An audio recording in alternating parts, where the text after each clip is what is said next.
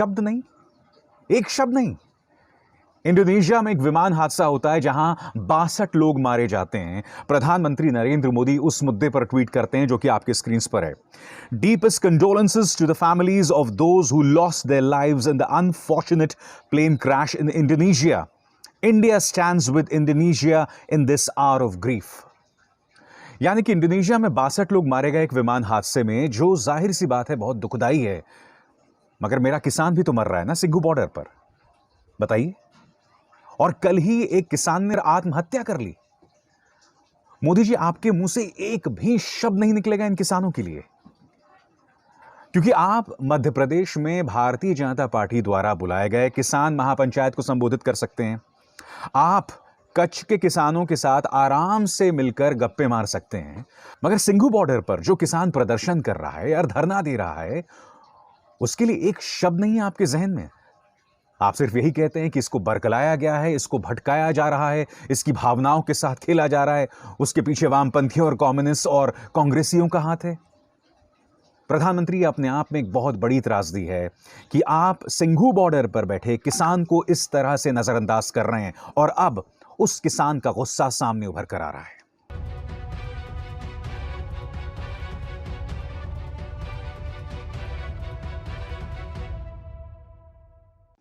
इन तस्वीरों से स्पष्ट है, उसने कल बता दिया मनोहर लाल खट्टर और राज्य के उप मुख्यमंत्री दुष्यंत चौटाला को अपनी ताकत। उचाना में वो जगह जहां दुष्यंत सिंह चौटाला उतरते हैं अपने हेलीकॉप्टर्स के साथ, उसने उस हेलीपैड को खोद दिया। और उसी तरह से करनाल, जहां पर किसान महापंचायत को मनोहर लाल खट्टर जो हैं संबोधित करने वाले थे, वहां पर उसने इन तस्वीरों के जरिए अपना दमखम दिखा दिया और स्पष्ट कर दिया कि किसानों से पंगा मत लीजिए। अगर आप जानते हैं, प्रोपेगेंडा फिर भी बंद नहीं हो रहा है, क्योंकि मनोहर लाल खट्टर इसके पीछे वामपंथियों और कांग्रेस का हाथ बता रहे हैं। मगर उससे पहले और भी बड़ा प्रोपेगेंडा जो मैं आपको बतलाना चाहूंगा, और आपके होश उड़ जाएंगे कि हमारे पत्रकार किस तरह से स्टेनो बन गए हैं, टाइपिस्ट बन गए हैं। कई न्यूज चैनल्स ने, कई एजेंसीज ने, कई अखबारों ने इस खबर को ही दफन कर दिया कि किस तरह से किसानों का रोष दिखा करनाल में, उचाना में, और उन्होंने मुख्यमंत्री मनोहर लाल खट्टर को उतरने ही नहीं दिया। आपके सामने प्रमाण, ये देखिए, प्रमाण नंबर 1, यह जागरण, देश का सबसे ज्यादा पढ़े जाने वाला अखबार, क्या कह रहा है? खराब मौसम के कारण हरियाणा के सीएम मनोहर लाल खट्टर का करनाल दौरा रद्द, किसान महापंचायत में लेना था हिस्सा। आपको शर्म नहीं आती? खराब मौसम की वजह से दौरा रद्द हुआ है, या किसान के आक्रोश की वजह से वो दौरा रद्द हुआ है? ये हालत है हमारे अखबारों की, और खासकर ये वो अखबार हैं जो करोड़ों की संख्या में घरों तक पहुंचते हैं, और वो इस तरह से भ्रमित कर रहे हैं लोगों को। बात यहां नहीं रुकती, ये देखिए दूसरा, ये हिंद समाचार कुछ है, खराब मौसम के कारण किसान महापंचायत में शामिल नहीं हो सकते सीएम खट्टर। सेम भाषा, उसी तरह की भाषा। और अब बात यहां नहीं रुकती, अब आपके सामने दोस्तों, ये है अंबानी का न्यूज चैनल। इनका हेडलाइन देखिए, करनाल खराब मौसम के कारण, और क्या लिखा हुआ है? खराब मौसम के चलते हरियाणा के मुख्यमंत्री मनोहर लाल खट्टर किसान महापंचायत में शामिल होने कैमला गांव नहीं पहुंच पाए। उनके हेलीकॉप्टर को खराब मौसम के कारण उड़ने की अनुमति नहीं दी जा सकी।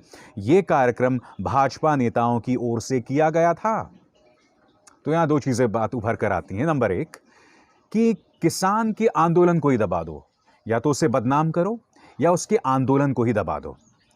और खुद बता रहे हैं कि यह कार्यक्रम भाजपा के नेताओं की तरफ से किया गया था, यानी कि इसका किसान महापंचायत से भी कोई लेना देना नहीं था।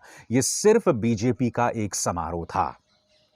और उसके बाद बौखलाए हुए मनोहर लाल खट्टर एक प्रेस कॉन्फ्रेंस करते हैं, और उस प्रेस कॉन्फ्रेंस में वो क्या कहते हैं कि इसके पीछे कम्युनिस्ट और कांग्रेसियों का हाथ था। पहले तो आप सुनिए वो कह क्या रहे हैं, फिर मैं बात को आगे बढ़ाता हूं। आंदोलन के पीछे अगर हाथ है तो मैं समझता हूं कांग्रेस पार्टी का बड़ा हाथ है, कम्युनिस्टों का बड़ा हाथ है। तो ये सारे लोगों को भी इस बात का ध्यान में आता है कि ये कोई तौर तरीका नहीं है। खट्टर साहब, आप वो विरले मुख्यमंत्री हैं जिनके मंत्रियों ने बलात्कारी राम रहीम का समर्थन किया था।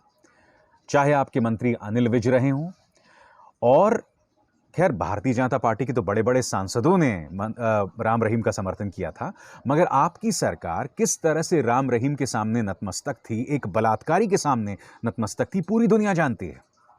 अब आप कह रहे हैं कि किसानों के पीछे कम्युनिस्ट और कांग्रेसियों का हाथ है। ये बीजेपी भूल गई है कि किस तरह से खुद राजनाथ सिंह ने कहा था कि जरूरी नहीं कि किसान किस संगठन से जुड़ा है या उसके पीछे कौन सी ताकतें हैं, मैं तो हमेशा किसान के समर्थन में रहता हूं। याद है या भूल गए? फिर से सुनिए। हम कभी यह नहीं देखते हैं किस पार्टी का, किस संगठन का कोई आंदोलन है अथवा कार्यक्रम है। हमारी नजर यदि देखती है तो केवल देखती है जहां पर भी इस हिंदुस्तान में किसान बैठा होगा तो यह नहीं देखना चाहिए कि वह कहां है, किस संगठन से जुड़ा है, किस पार्टी से जुड़ा हुआ है। बीजेपी के नेता राजनाथ सिंह की इस बात को भूल गए, इसलिए मेरी भी आपसे अपील है दोस्तों कि खासकर बीजेपी वालों से कि अपने इतिहास को ना भूलें आप लोग। मैं आपसे एक सवाल पूछना चाहता हूं। जब अन्ना आंदोलन हुआ था, हम सब जानते थे, जो पत्रकार उसे कवर कर रहे थे, कि वहां पर आरएसएस का दमखम था, और यह बाद में जाके पता चला कि इसके पीछे अजीत डोभाल की संस्था विवेकानंद फाउंडेशन का दिमाग लगा था। मगर मेरे जैसे पत्रकार जो उसे कवर कर रहे थे और समर्थन भी कर रहे थे, क्योंकि मेरा यह मानना था कि देश में भ्रष्टाचार के खिलाफ एक व्यापक आंदोलन होना चाहिए, एक ऐसा गुट होना चाहिए जो सरकार को कटघरे में रखे हमेशा। मुझे ऐसा लगा था कि अन्ना आंदोलन ये भूमिका निभाएगा। यह बात अलग है कि अन्ना आंदोलन, अन्ना खुद ही खामोश हो गए। आपने कभी भी अन्ना को मोदी सरकार के खिलाफ तेवर सख्त करते हुए नहीं देखा या अनशन करते नहीं देखा, बस धमकी देते रहते हैं, बयान देते रहते हैं।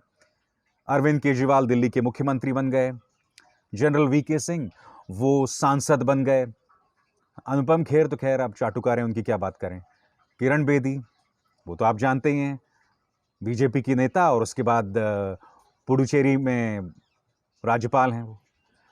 तो जो मैं आपको कहने का यहां प्रयास कर रहा हूं, वो ये कहने का प्रयास कर रहा हूं कि इस आंदोलन में जितने लोग शामिल थे, उन्होंने सबने अपनी रोटियां सेकी।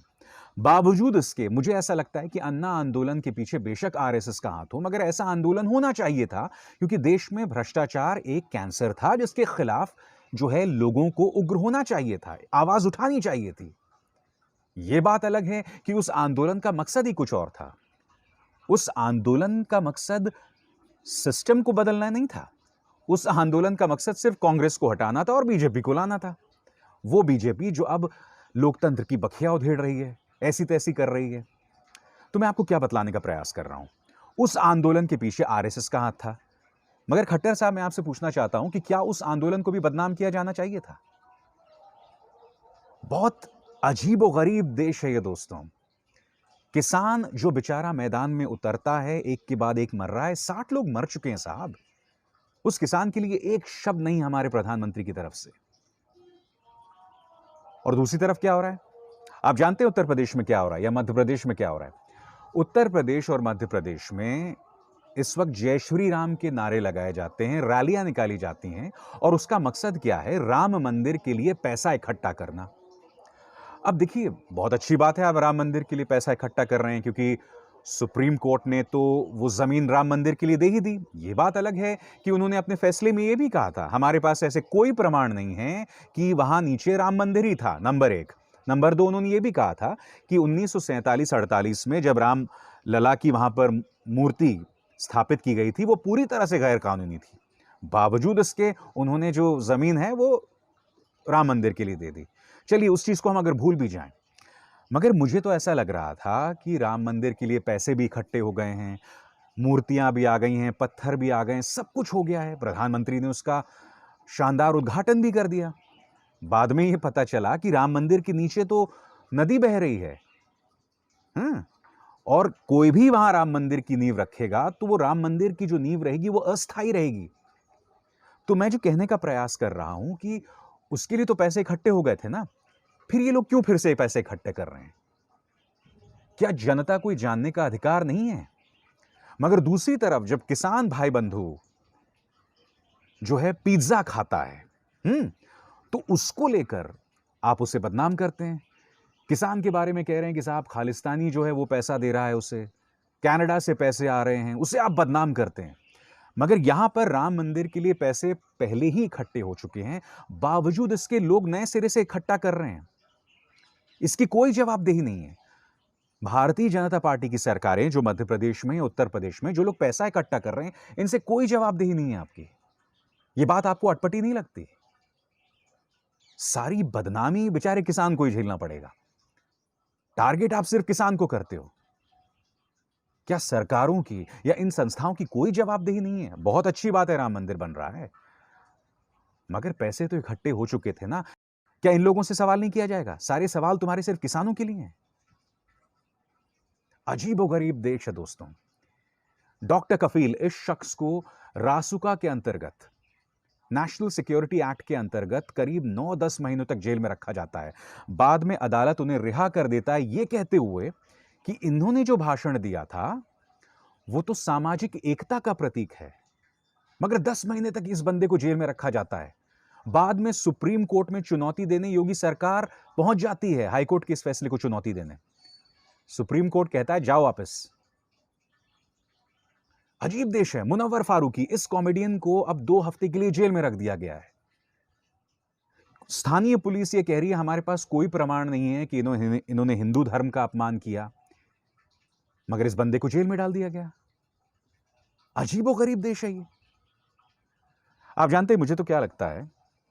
मुझे तो ऐसा लगता है कि आज की तारीख में अगर अटल जी भी होते ना, या ये कहा जाए अटल जी अगर किसी और पॉलिटिकल पार्टी के होते ना, तो ये लोग अटल जी को भी देशद्रोही बताते। और मैं ये बात क्यों कह रहा हूं, ध्यान से सुनिएगा। 1998 से 2004 के बीच में बीजेपी की सरकार थी। अटल जी ने पाकिस्तानियों को गले लगाया, वो बस लेकर गए, फिर उनके पीठ में खंजर भोंका गया, करगिल हुआ। बावजूद उसके उन्होंने कश्मीर के साथ कश्मीर को मरहम लगाया, हीलिंग टच दिया। उस हीलिंग टच का नतीजा यह था दोस्तों कि करीब 2003 से लेकर 2015 तक या 2014 तक कश्मीर में काफी हद तक शांति थी। और उस हीलिंग टच का मकसद क्या था? उस हीलिंग टच को अगर मैं एक पंक्ति में कहूं कि सिर्फ कश्मीर हमारा अभिन्न अंग नहीं है, बल्कि कश्मीरी भी हमारे भाई बंधु हैं। और यह बात मैं भी लगातार कहता हूं। कल्पना कीजिए अगर यही काम किसी गैर भाजपा प्रधानमंत्री ने किया होता, तब बीजेपी का प्रचार तंत्र अटल जी को भी देशद्रोही बताता। क्यों? क्योंकि उन्होंने कश्मीरियों के साथ या कश्मीरियों को हीलिंग टच देने का प्रयास किया था, या फिर पाकिस्तान के साथ सार्थक बातचीत की उन्होंने पहल की थी। बहुत ही अजीबोगरीब इनके तर्क हैं देशभक्ति और देशद्रोह को लेकर। इन लोगों की कोई जवाबदेही नहीं है। ये लोग हमारी आस्था के साथ खेल सकते हैं, राम मंदिर के नाम पर फिर से पैसे इकट्ठा कर सकते हैं, मगर किसान की रैली में अगर कोई पिज्जा भी खा ले तो उसको लेकर ये लोग इन्हें देशद्रोही और खालिस्तानी बता देते हैं।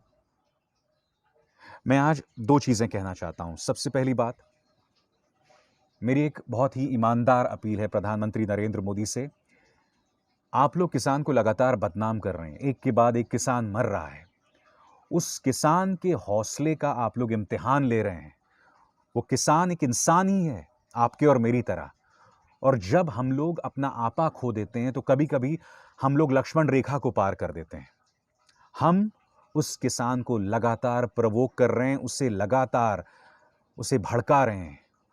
हमें इस खेल से बचना चाहिए, नंबर 1।